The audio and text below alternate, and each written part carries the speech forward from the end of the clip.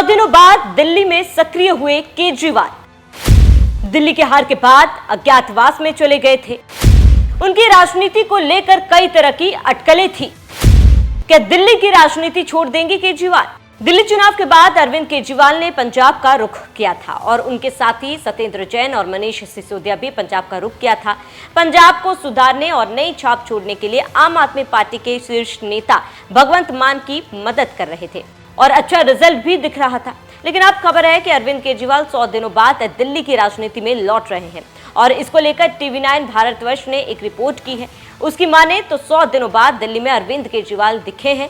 मामला था आम आदमी पार्टी छात्र संगठन की रीलॉन्चिंग का। अरविंद केजरीवाल ने यह फैसला ऐसे समय में लिया है, आम आदमी पार्टी को एक के बाद एक राजनीतिक झटके मिल रहे हैं।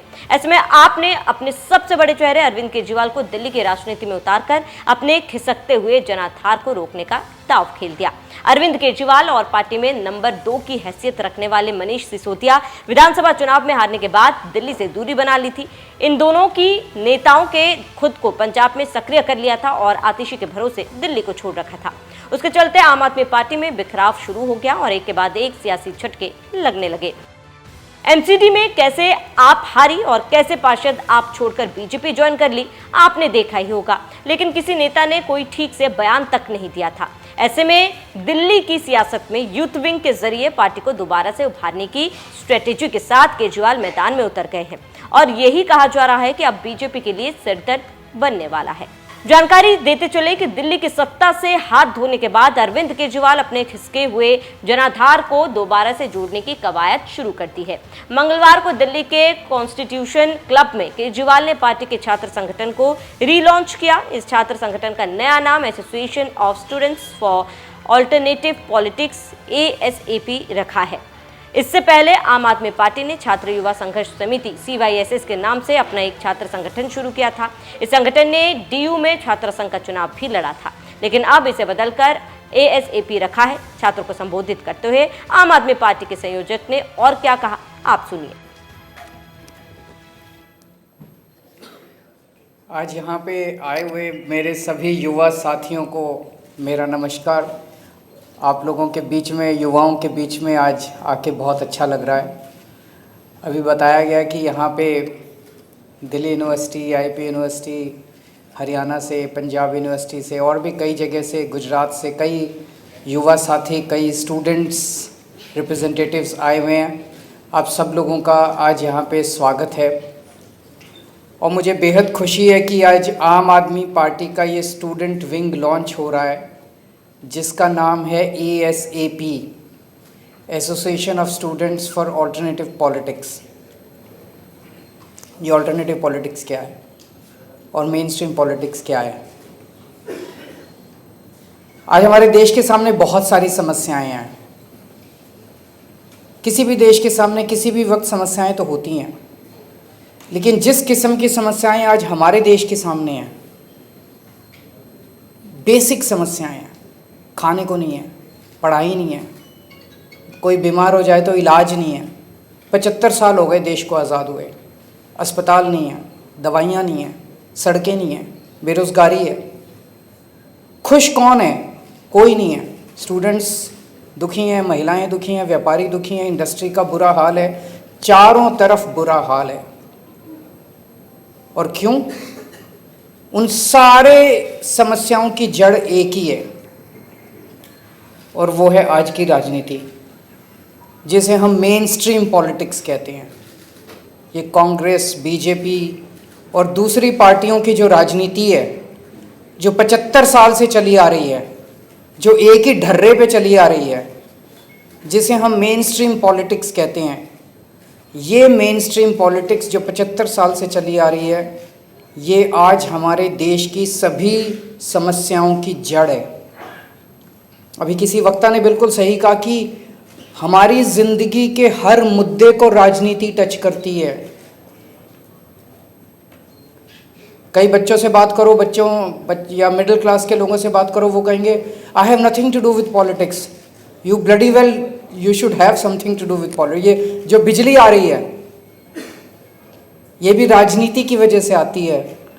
जब आम आदमी पार्टी की 10 साल दिल्ली में सरकार थी तो दिल्ली में 24 घंटे बिजली आती थी। आज दिल्ली में पावर कट लगने लगे हैं।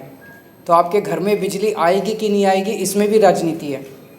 आपको सस्ती बिजली मिलेगी कि महंगी बिजली मिलेगी, इसमें भी राजनीति है। आपको नौकरी मिलेगी, सरकारी नौकरी मिलेगी कि नहीं मिलेगी, इसमें भी राजनीति है। आपको प्राइवेट नौकरी मिलेगी कि नहीं मिलेगी, इसमें हर छोटी से छोटी और बड़ी से बड़ी चीज़ में राजनीति है। You cannot stay away from politics. आपको राजनीति का हिस्सा बनना पड़ेगा, राजनीति में इंटरेस्ट लेना पड़ेगा, राजनीति में पार्टिसिपेट करना पड़ेगा। और आज जिस ढर्रे की राजनीति चल रही है, 75 साल से हमारे देश में चल रही है, इसको मेन स्ट्रीम पॉलिटिक्स कहते हैं। और यही आज की मेन स्ट्रीम पॉलिटिक्स हमारे देश की सभी समस्याओं की जड़ है। आम आदमी पार्टी ने 10 साल दिल्ली में राज किया और अब पंजाब में हमारी सरकार है। दिल्ली में जिस तरह का काम हमने किया और जिस तरह की राजनीति हमने की, उसे ऑल्टरनेटिव पॉलिटिक्स कहते हैं। हम कहते हैं स्कूल बनने चाहिए, ये लोग कहते हैं अच्छे स्कूल नहीं होने चाहिए। हम कहते हैं लोगों को अच्छा इलाज मिलना चाहिए। हमने शानदार स्कूल बनाए 10 साल में दिल्ली के अंदर, सरकारी स्कूल अच्छे कर दिए। 10 साल तक प्राइवेट स्कूलों को फीस नहीं बढ़ाने दी, सरकारी स्कूल इतने शानदार कर दिए। इनकी सरकार आई 3 महीने नहीं हुए, अभी बीजेपी की सरकार आए हुए, इन्होंने सरकारी स्कूलों का वापस बेड़ा गर्क। मैं सोशल मीडिया पे देख रहा था, बच्चे लिख रहे हैं कि पेरेंट्स लिख रहे हैं SOSC के स्कूलों को बर्बाद करने, जो स्पेशलाइज्ड एक्सीलेंस के जो सबसे शानदार स्कूल होते थे उनको बर्बाद करना चालू कर दिया। क्यों? क्योंकि ये उनकी राजनीति का हिस्सा नहीं है। वो मेन स्ट्रीम पॉलिटिक्स जिसको कहते हैं, उसका हिस्सा नहीं है कि लोगों को अच्छी शिक्षा मिले। हमारी ऑल्टरनेटिव पॉलिटिक्स का हिस्सा है कि अच्छी शिक्षा सबको मिलनी चाहिए, चाहे गरीब का बच्चा हो चाहे अमीर का बच्चा हो। हमारे 10 साल के अंदर जब दिल्ली में हमारी सरकार थी, हमने शिक्षा माफिया को कंट्रोल करके रखा, शिक्षा माफिया को ध्वस्त कर दिया दिल्ली के अंदर। बड़ी मेहनत करनी पड़ी, बड़ी धमकियां आई, बड़ा हिम्मत दिखानी पड़ी शिक्षा माफिया के खिलाफ। ये शिक्षा माफिया बड़े बड़े स्कूल, ये छोटे लोग नहीं है जो बड़े बड़े स्कूलों के मालिक हैं, उन लोगों का सामना किया हमने। 10 साल तक प्राइवेट स्कूलों को फीस नहीं बढ़ाने दी। अभी 3 महीने नहीं हुए दिल्ली के अंदर इनकी सरकार बने हुए और फीस, सारे प्राइवेट स्कूल फीस बढ़ा रहे हैं। बच्चों के पेरेंट्स बाउंसर लगा दिए, जो फीस नहीं देगा उनके बच्चों को स्कूल में नहीं आने दे। ये इनकी राजनीति है, ये मेन स्ट्रीम राजनीति है। मेन स्ट्रीम राजनीति वो है जिसमें शिक्षा माफिया का राज होगा। मेन स्ट्रीम राजनीति वो है जिसमें शिक्षा माफिया आपके बच्चों को स्कूलों के अंदर नहीं घुसने देगा। ऑल्टरनेटिव पॉलिटिक्स वो है जिसमें गरीब और अमीर के बच्चों को एक जैसी शिक्षा मिलेगी, चाहे किसी भी, चाहे उसके पिताजी के पास पैसे हों चाहे नहीं। हमने 10 साल दिल्ली के अंदर 24 घंटे बिजली कर दी। ये ऑल्टरनेटिव पॉलिटिक्स है। इनकी सरकार आते ही दिल्ली में 3-3, 4-4 घंटे के पावर कट लगने लगे। पहले हमारे से पहले कांग्रेस की सरकार थी, उनकी भी बिजली कंपनियों से साठगांठ थी। हमने आके बिजली कंपनियों को सीधा कर दिया, ठीक कर दिया, उनको उनकी मनमर्जी बंद कर दी। जैसे ही हमारी सरकार गई, 3 महीने के अंदर बिजली कंपनियों का फिर से नौटंकी चालू हो गई। फिर से 3-3, 4-4, 8-8 घंटे के पावर कट ले। उनकी ये मेन स्ट्रीम पॉलिटिक्स है। तो मेन स्ट्रीम पॉलिटिक्स आज देश की सभी समस्याओं की जड़ है। 24 घंटे केवल और केवल एक तरफ पूरी दुनिया AI की बात कर रही है, आर्टिफिशियल इंटेलिजेंस की बात कर रही है, और ये लोग 24 घंटे केवल आपके बच्चों को हिंदू मुसलमान, हिंदू मुसलमान, हिंदू मुसलमान, हिंदू मुसलमान, बस यही सिखाते हैं। इनके बच्चे जाके विदेश में पढ़ते हैं। इनका कोई नेता उठा के देख लो, इनके बच्चे कहां पढ़ रहे हैं। सारे इनके बच्चे दे जाके विदेशों में पढ़ते हैं। आपके बच्चे के हाथ में डंडा दे के ये मस्जिदों के सामने भेज के और हिंदू मुसलमान कराते हैं। ये मेन स्ट्रीम पॉलिटिक्स है। ये बीजेपी और कांग्रेस की पॉलिटिक्स है। आम आदमी पार्टी की पॉलिटिक्स है 140 करोड़ लोगों को इकट्ठा करके इस देश को दुनिया का नंबर 1 देश बनाना। ये आम आदमी पार्टी की ऑल्टरनेटिव पॉलिटिक्स है। देश को लूटना, सरकारी पैसे को जम के लूटना। अभी इन्होंने एक सड़क बनाई है दिल्ली के अंदर, 250 करोड़ रुपए प्रति किलोमीटर। 1 किलोमीटर की सड़क पे 250 करोड़ रुपए खर्च किए इन्होंने। इन्होंने सारा सामान, सारा देश उठा के अपने एक दोस्त को दे दिया। एयरपोर्ट भी दे दिए, रेलवे स्टेशन भी दे दिए, ऊपर आसमान भी दे दिया, पाताल भी दे दिया, ज़मीन भी दे दी, माइंस भी दे दी, पता नहीं क्या क्या दे दिया उसको।